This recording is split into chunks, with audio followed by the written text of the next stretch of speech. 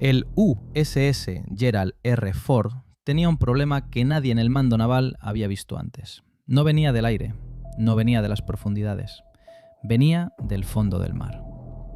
A las 2 horas y 17 minutos hora local, el sistema de sonar del Ford detectó algo inusual en el fondo del Golfo Pérsico, directamente debajo del portaaviones. No era un submarino. Los submarinos se mueven en el agua, no en el fondo. No era un torpedo. Los torpedos se mueven rápido. El objeto se movía lento, muy lento, menos de 3 nudos sobre el fondo marino. Algo se arrastraba lentamente por el fondo del Golfo Pérsico directamente hacia la quilla del Ford.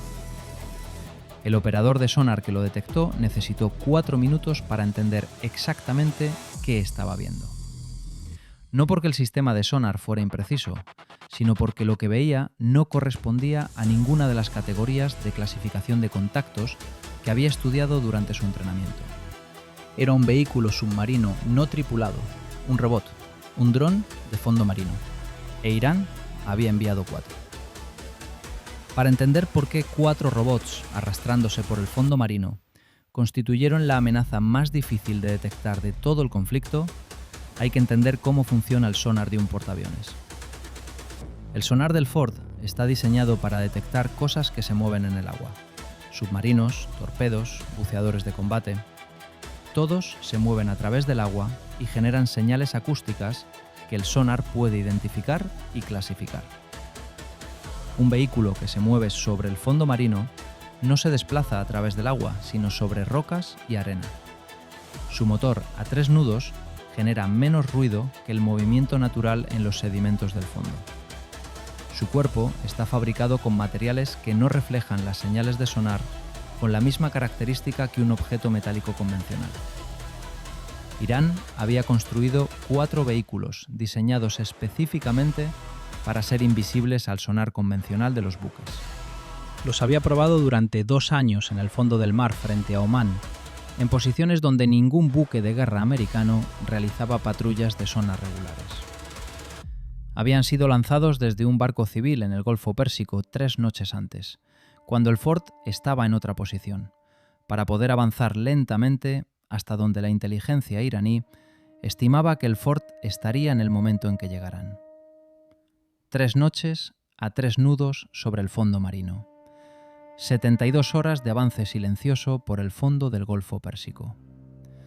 Cada uno portaba 180 kilogramos de explosivo, no diseñados para detonar por impacto, diseñados para detonar por proximidad magnética, cuando el sensor del vehículo detectara el campo magnético del casco del Ford a menos de 4 metros de distancia.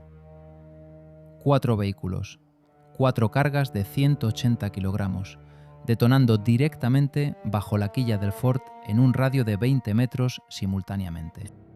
Si los 4 llegaban y detonaban según el plan, el efecto de 4 burbujas de gas por explosiones simultáneas bajo la quilla causaría daños estructurales que ningún diseño de supervivencia de un portaaviones ha sido calculado para absorber.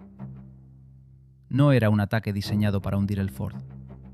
Era un ataque diseñado para doblar su quilla. Y una quilla doblada en un portaaviones nuclear no se repara en el Golfo Pérsico, se repara en un astillero. Y el tiempo que el Ford tardaría en llegar a un astillero era el tiempo que Irán necesitaba estar en el Golfo Pérsico sin el portaaviones. A las 2:17, el operador de sonar reportó el primer contacto. Objeto en movimiento, fondo marino, velocidad aproximada 2,8 nudos. Tamaño estimado entre 1,5 metros y 2 metros. Dirección directa a la quilla del Ford. Distancia actual 840 metros. A esa velocidad, aproximadamente 9 minutos para alcanzar la quilla. El operador transmitió el informe al oficial de servicio táctico a las 2:18. El oficial de servicio táctico nunca había visto ese tipo de contacto en operaciones de combate. Consultó la base de datos de clasificación de contactos del sistema. No encontró categoría que coincidiera exactamente con lo que el sonar describía. Tomó la decisión conservadora en 30 segundos. Si no puedes clasificarlo, trátalo como amenaza. A las 2:18:40 segundos, el oficial activó la alarma de amenaza submarina de proximidad y ordenó el despliegue de emergencia del equipo de buceadores EOD. El equipo EOD del FOR consistía en 6 buceadores especializados en neutralización de amenazas submarinas. Habían entrenado específicamente para el escenario de vehículo submarino varias semanas antes, después del primer incidente con el dron submarino iraní. Sabían exactamente qué buscar y cómo neutralizarlo. Lo que no sabían era que no había uno, había 4. A las 2:21, mientras el equipo EOD se preparaba para entrar al agua, el operador de sonar detectó 3 contactos adicionales. Mismo perfil, misma firma acústica, misma velocidad, 3 más en distintas posiciones alrededor del FOR, todos aproximándose a la quilla desde ángulos diferentes. 4 contactos. Un equipo de 6 buceadores. La matemática era difícil. En el mejor caso, 2 buceadores por vehículo. Cada pareja tenía que localizar, identificar y neutralizar su vehículo antes de que alcanzara el punto de detonación por proximidad magnética a 4 metros de la quilla. En el fondo del Golfo Pérsico, a 55 metros de profundidad, con visibilidad de 3 metros y corrientes. Una pareja de buceadores tenía entre 6 y 7 minutos para encontrar y neutralizar un objeto de 1,5 metros moviéndose silenciosamente por el fondo. El comandante del FOR tomó otra decisión que tampoco estaba en el manual: mover el FOR. Un portaaviones no puede acelerar de 0 a máxima velocidad en 9 minutos, pero puede empezar a moverse en 90 segundos y alcanzar 6 nudos en 4 minutos. Ya a 6 nudos, el FOR se alejaría del punto donde los vehículos habían calculado que estaría. Los vehículos iraníes tenían navegación autónoma con capacidad de autocorrección, pero su velocidad de crucero era 2,8 nudos. El FOR podría moverse a 6. El portaaviones podría escapar más rápido de lo que los vehículos podrían seguirlo. Pero no todos. Los 2 más cercanos a la quilla ya estaban a menos de 600 metros, a 2,8 nudos. Incluso si el FOR aceleraba, alcanzarían el rango de detonación antes de que el portaaviones pudiera alejarse suficientemente. Los 2 más lejanos, a más de 800 metros, perderían el FOR si el portaaviones aceleraba en los próximos 3 minutos. A las 2:22, el FOR empezó a moverse. Reactores a velocidad de maniobra. Simultáneamente, los 6 buceadores EOD entraron al agua a través del tubo de acceso del casco número 4 con propulsores de alta velocidad, lámparas de buceo, cargas de fragmentación de 2 kilogramos de profundidad, el mismo equipo que había neutralizado el primer dron submarino iraní semanas antes. A las 2:26:4 segundos, el primer equipo localizó visualmente el primer vehículo a 380 metros de la quilla del FOR. Cuerpo cilíndrico de fibra de carbono, 4 orugas de goma, motor eléctrico trasero, sensor de proximidad magnética en la parte frontal y la carga de 180 kilogramos. El primer buceador fijó su carga de fragmentación de 2 kilogramos al cuerpo del vehículo en 28 segundos. Detonador de 8 segundos activado a las 2:27:14 segundos. Detonación a las 2:27:22 en el fondo del Golfo Pérsico. La detonación de 2 kilogramos destruyó el vehículo completamente. Los 180 kilogramos de carga principal no detonaron. El sistema de detonación por proximidad magnética requería detectar el campo magnético del casco del FOR, no una explosión amiga de 2 kilogramos en contacto directo. Primer vehículo neutralizado a 330 metros de la quilla del FOR. El segundo equipo localizó el segundo vehículo a las 2:28:8 segundos, a 290 metros de la quilla.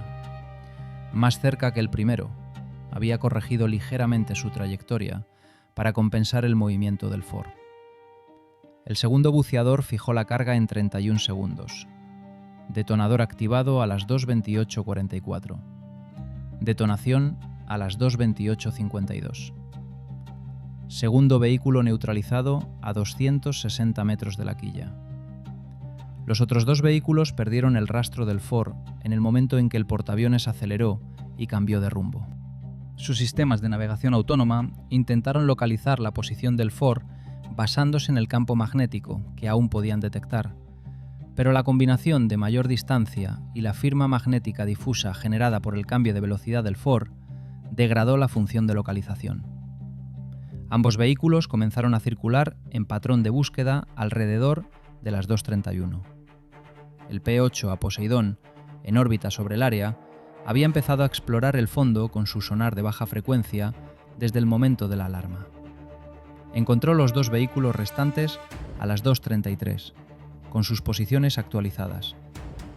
El tercer vehículo estaba 100 metros al sur del Ford, circulando en radio de 200 metros buscando el campo magnético del portaaviones. El cuarto estaba 100 metros al este, con el mismo comportamiento circular. El comandante del Ford decidió no enviar más buceadores. Ambos vehículos estaban demasiado lejos de la quilla y el comportamiento circular indicaba que habían perdido el rastreo del Ford. En lugar de buceadores, el Ford lanzó dos torpedos de búsqueda antisubmarina, Mk-54, contra las posiciones reportadas por el P-8A. El primer Mk-54 detonó cerca del tercer vehículo a las 2:38:22 segundos. La onda de presión de la detonación destruyó el vehículo sin detonar su carga principal. El segundo Mk-54 necesitó dos pasadas de búsqueda antes de encontrar el cuarto vehículo. Detonación a las 2:41:08 segundos. Cuarto vehículo destruido. A las 2 horas 41 minutos 8 segundos, exactamente 24 minutos después de la detección del primer contacto, los 4 vehículos submarinos iraníes estaban neutralizados. El Ford nunca fue alcanzado. La quilla del Ford no fue alcanzada por ningún vehículo. Los 720 kilogramos de explosivo combinado de los 4 vehículos no detonaron. Costo de la operación americana: 6 buceadores EOD, 15 minutos bajo el agua, 4 cargas de fragmentación de 2 kilogramos, 2 torpedos Mk-54, 24 minutos de maniobra evasiva del Ford. Costo del programa iraní: 2 años de desarrollo secreto de 4 vehículos especializados. Eliminado en 24 minutos por 6 buceadores con cargas de 2 kilogramos y 2 torpedos antisubmarinos.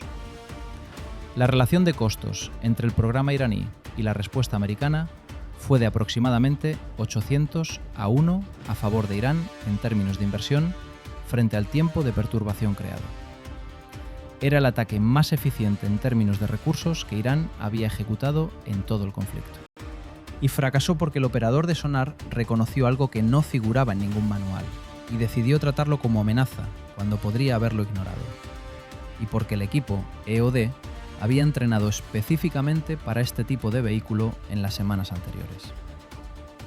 El Ford sigue navegando porque un operador de sonar tomó la decisión correcta sobre algo que nunca había visto antes. ¿Crees que si Irán hubiera enviado 12 vehículos en lugar de 4, la capacidad EOD habría sido desbordada? ¿Alguno habría alcanzado la quilla? ¿O el movimiento del portaaviones y los torpedos Mk-54 los habrían neutralizado a todos por igual? Deja tu análisis en los comentarios.